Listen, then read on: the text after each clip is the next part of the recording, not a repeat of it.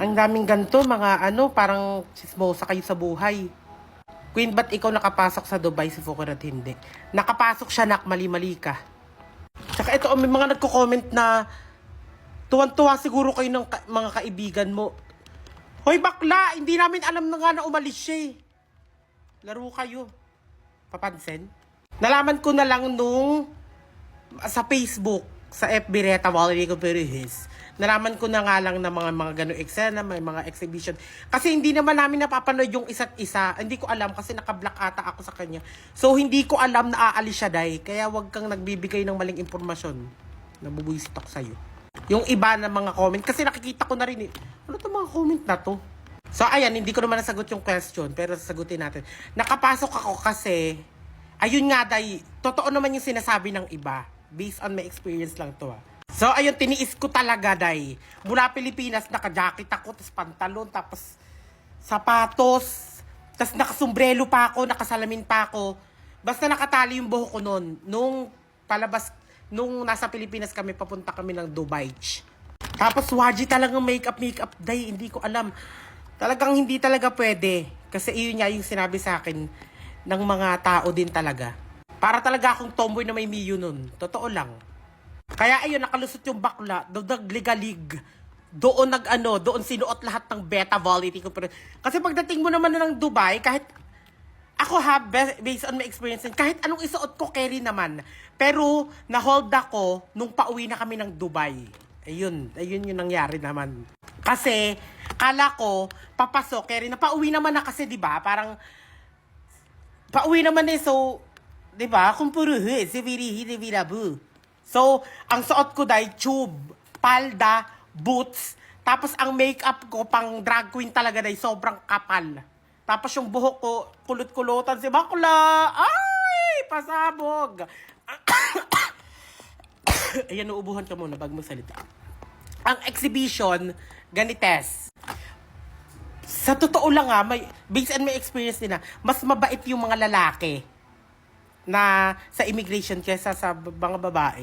Hindi, sa akin lang to. Ano yun na naman yun. Kasi nung ako, yung mga lalaki, ang tawag sa mga Pilipino, or sa akin na lang, ganda. Mamat, day. Hindi naman ako nagaganda-gandahan, kasi may itsura lang naman ako, pero day, totoo yun na ang tawag sa atin, lalong-lalo na pag alam nilang Pilipina tayo, ganda. Totoo yan. Hi, ganda. Alam nila yun, totoo. I-comment nyo kung totoo. Kasi totoo eh. Tapos, na-hold ako for almost parang 1.5 hour. Wow! 1.5 oras lang yun. That in English pa. Actually, hindi lang ako. Meron pa akong kasamang Thailander. Oo. Wala lang, share ko lang. Actually, si Inday Sara, nagkita kami doon. Si Inday Sara, si bakla. Yung gumagaya kay Inday Sara na totoo. Nagkita kami doon na hold din siya ayun nga, sa Dubai din. Kasi nga, si bakla, syempre, susuhan. So, ayun, parang, male ka dito, pero susuhan ka, ha? Ganon. Tapos, ayun nga, ang kagandahan kasi nun, hindi naman siya maganda, pero pauwi naman na kasi kami. Kaya, parang, sige, palayain nyo na si Bading. Parang ganon.